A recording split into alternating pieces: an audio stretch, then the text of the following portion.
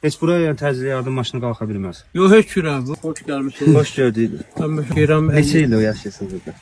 Mən 58 yaşdayım. Belə göz açdığımdan buradayım.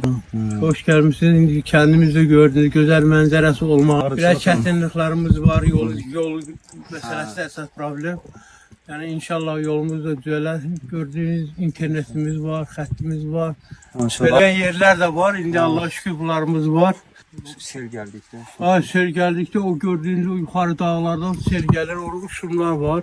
Heç buraya yəni təcili yardım maşını qalxa bilməz. Yox, heç cürə bu. Keçən illər bizdə kənddə ev yandı, heç bacarını gələ bilmədi. Mənim babamın babası da burada dünyasını dəyişir. Babanızın babası. Babanın babası. Deyir, orijinal deyir, mən bal axtarıram, tapa bilmirəm. Deməli sən yaxşı axtarmamısan. Hər yer burada baldır. Ha, yol boyu fikir verdi, her yer Yox, bal arıdır. var belə, bal yoxdur demə olmaz. Hansı çiçəkdir? Bizdə var, kəklik otu var, əsas gökə ağacıdır, gökə balı bizdə çoxdur. Buradakı qara tikandır. Baxdım da açıq rəngdədir bal. Açıq rəngi o kəklik otunun balıdır da. Belə Ay aleyküm salam.